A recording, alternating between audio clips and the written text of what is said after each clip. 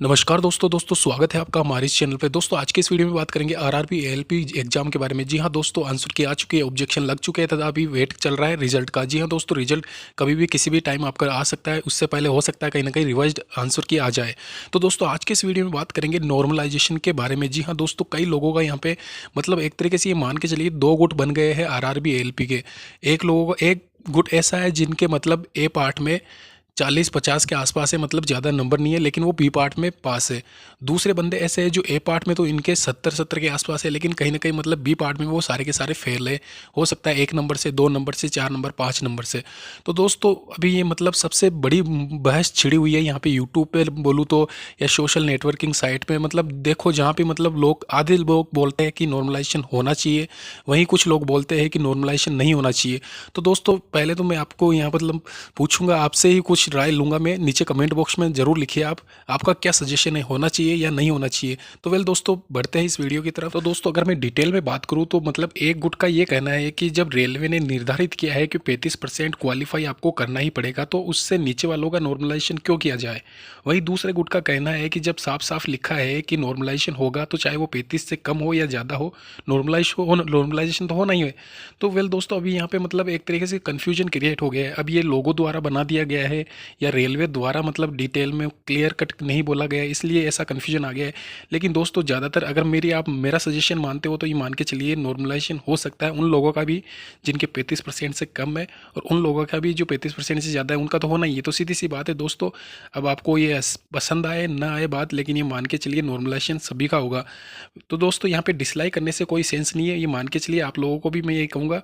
अब ये कुछ नहीं हो सकता इसमें। और कई लोग ऐसा भी बोलते हैं दोस्तों यहाँ पे कि चलो मान लेते हैं नॉर्मलाइजेशन कर लो आप उनका भी जो 35% से कम है, लेकिन हमारे नंबर जोड़ो बी पार्ट के। तो दोस्तों अभी ऐसा कुछ नहीं होगा। अभी तो वो जो निर्धारित किया गया है कि ए पार्ट एक तरीके से मतलब मेरिट लिस्ट के हिसाब से, मतलब जो जिसके ज़्यादा नंबर है उस हिसाब से सिलेक्ट होगा बंदा, और बाकी B part only qualify nature का है, तो वो क्वालिफाई नेचर का ही रहेगा। आपके कहने से कुछ नहीं होता दोस्तों। वेल दोस्तों अगर बात करूँ यहाँ पे डिफ़िकल्टी लेवल की, तो कई ट्रेड ऐसी है मतलब बी पार्ट में बहुत ज़्यादा हार्ड था, मतलब कहीं ना कहीं बहुत ही मुश्किल था 35% नंबर भी लाना। तो हो सकता है कहीं ना कहीं उन लोगों के नंबर बढ़े, और जो कि बढ़ेंगे दोस्तों, क्लियर कट बात है। अगर मैं कई ऐसी ट्रेड की बात करूँ या आईआईटी वालों, दोस्तों एक पहली बात मैं क्लियर कर देना चाहता हूँ, जिन्होंने आईआईटी डाला था या जिन्होंने बीटेक डाला था, तो उन दोनों में बहुत डिफरेंस था।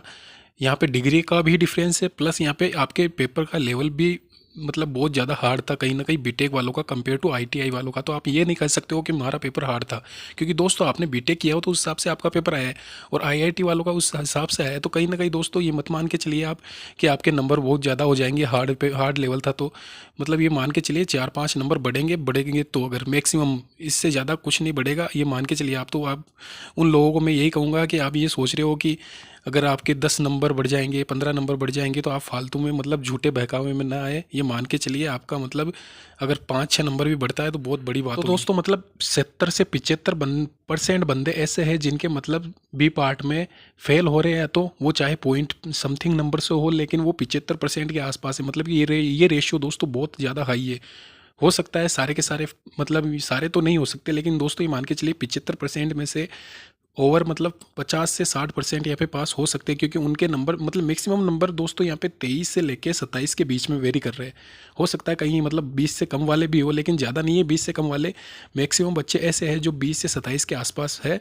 तो हो सकता है कहीं ना कहीं आपका चांसेस बनता है दोस्तों इस बार उन लोगों का मतलब हो सकता है 4 नंबर बढ़ जाए, 5 नंबर बढ़ जाए। अब ये तो डिपेंड करता है दोस्तों उनका मतलब कितना मतलब हार्ड था शिफ्ट, वो उनके शिफ्ट पे डिपेंड करता है। उनकी फर्स्ट में था, सेकंड में था, थर्ड में था, तो उस हिसाब से आपका।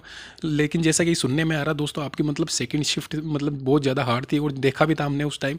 तो कहीं ना कहीं अगर आपकी 23 तारीख को 22 तारीख को थे तो सेकंड शिफ्ट बहुत हार्ड थी, तो हो सकता है कहीं ना कहीं आपका 7 के आसपास भी नंबर बढ़ सकता है। तो उम्मीद है दोस्तों कहीं ना कहीं चांसेस होता है इस बार। वेल एवरेज मार्क्स मैंने दोस्तों आपको बता दिए, 24 से लेकर 27 के आसपास आपके बन रहे हैं। तो फाइनली दोस्तों अभी मैं, जैसा कि मैं हर बार बताता हूँ आपको, एएलपी वाला बंदा अगर कोई है तो मान के चलिए 1 के आसपास उसका साइको का कॉल आ सकता है, क्योंकि 8 गुना बच्चों को यहाँ पे साइको के लिए क्वालिफाई किया जाएगा। कहीं ना कहीं चांसेस बनते हैं 40-45 के आसपास अगर आपके बनते हैं। SC ST कैटेगरी में आता है कोई बंदा 40 के आसपास भी लाता है, तो कहीं ना कहीं सेफ मान के चलिए खुद को, क्योंकि बहुत ज़्यादा चांसेस है इस बार, ये मान के चलिए दोस्तों। क्योंकि नंबर ऑफ जो आपने अभी देखा होगा आंसर की आई है, तो बहुत ज़्यादा लोग यहाँ पे फेल हो जाएंगे बी पार्ट में, जैसा कि आप सभी को मालूम है। तो कहीं ना कहीं उम्मीद है 40-45 वालों का, SC ST वालों का, OBC और जनरल जनरल की बात करूँ दोस्तों, आपको 55 नंबर तो लाना ही पड़ेगा अगर आपको सिक्योर होना है, मतलब फाइनली सिलेक्ट होना है। दोस्तों फाइनली यही कहूँगा एलपी वालों को, आपकी मतलब मेरिट जो मतलब फाइनल मेरिट डिपेंड करेगी आप साइको में कितने नंबर लाते हो। मतलब मेन वही है खेल दोस्तों इस गेम का, सीधी सी बात है। साइको में अगर आपके 25 के आसपास आते हैं जिस बंदे के, चाहे वो 50 रहे या 40 रहे पार्ट ए में यहाँ पे सीबीटी 2 में, लेकिन वो कहीं ना कहीं लीड कर जाएगा साइको के थ्रू। तो कहीं ना कहीं दोस्तों ये मान के चलिए साइको में जिस बंदे के ज़्यादा नंबर आए वो मतलब जीत जाएगा या पोस्ट ले जाएगा, ये मान के चलिए कन्फर्म है दोस्तों। अभी दोस्तों मैं बात करता हूँ टेक्नीशियन की। दोस्तों टेक्नीशियन की मान के चलिए साइको मतलब सॉरी यहाँ पे एएलपी जो एएलपी वाले हैं उनसे थोड़ी कट ऑफ ज़्यादा रहेगी, ये मान के चलिए 2-3, चाहे वो कम से कम 2-3 नंबरों का फ़र्क रहे, लेकिन रहेगा तो ज़रूर। क्योंकि दोस्तों यहाँ पे सीधी सी बात है, अभी जो आपने नंबर लेके आए यहाँ पे सीबीटी रूम में तो वो मतलब क्लियर हो गया, अभी उसी के बेस पे आपका मतलब सिलेक्शन होना है, इसके बाद में कोई स्टेज नहीं है। ये फाइनल स्टेज थी साइको मतलब यहाँ पे ये टेक्नीशियन वालों की और पीसीएम वालों की। तो ये मान के चलिए आपका जो स्कोर बन रहा है अभी वो फाइनल स्कोर है। अभी आपके यहाँ में ये मान के चलिए अगर आपका टेक्नीशियन में 50 या 55 के आसपास है तो मतलब ये मान के चलिए आप सेफ हो। प्लस SC ST वाले, जी हाँ दोस्तों 50 नंबर तो आपका SC ST में होना ही चाहिए, तभी आप सेफ हो। टेक्नीशियन में कहीं ना कहीं चांसेस बन सकता है इस बार। वही दोस्तों अगर मैं बात करूं यहाँ पे जनरल और ओबीसी की, जनरल वालों को ये मान के चलिए 55 के आसपास या 60 के आसपास, अगर 55 से 60 के बीच में आपके बनते हैं तो सुपर सेफ हो, कहीं ना कहीं सिलेक्शन हो सकता है, उम्मीद है। अभी दोस्तों यहाँ पे मैं बात करूँगा जोन वाइज सिलेक्शन की। हाँ जी हाँ दोस्तों, यहाँ पे हो सकता है किसी जोन में 40 नंबर भी रह जाए कट ऑफ, जनरल वालों की भी जा सकती है। तो वो फ़र्क पड़ेगा जोन वाइज क्या कट ऑफ रहती है। तो दोस्तों जोन वाइज डिटेल में हम यहाँ पे नेक्स्ट वीडियो में बताएंगे आपको किस जोन में क्या कट ऑफ रह सकती है, लेकिन ये मान के चलिए एवरेज कट ऑफ यही जानी है।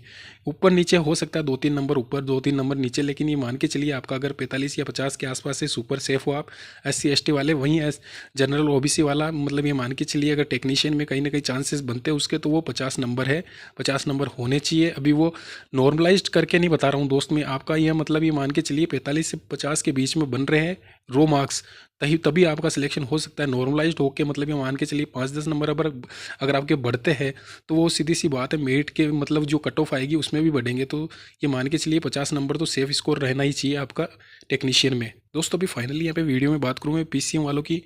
पीसीएम वाले दोस्तों ये मान के चलिए पीसीएम में इस बार कट ऑफ बहुत ज़्यादा खाई जाने वाली है। जैसे जैसे यहाँ पे मैं कमेंट देख रहा हूँ नीचे कई वीडियो पे, मतलब लोगों के 70 अबाउ नंबर आ रहे हैं और पोस्ट यहाँ पे 52 ही है दोस्तों। तो हो सकता है किसी मतलब ऐसा जोन, तो कोई ऐसा जोन भी आएगा जिसमें मतलब 70 वालों का भी सिलेक्शन नहीं होगा, ये मान के चलिए, लिख के ले लेना दोस्तों। क्योंकि दोस्तों कट ऑफ बहुत ज़्यादा हाई जाने वाली है। जैसा कि मैं देख रहा हूँ यहाँ पे पीसी वाले बोल रहे हैं कि कट वो पोस्टें बढ़नी चाहिए, पोस्टें बढ़ेगी, ऐसा कुछ नहीं है दोस्तों। अभी ये वैकेंसीज़ का फाइनल स्टेज चल रहा है इस वैकेंसी का, तो इसमें तो कोई पोस्टें बढ़ेंगी नहीं।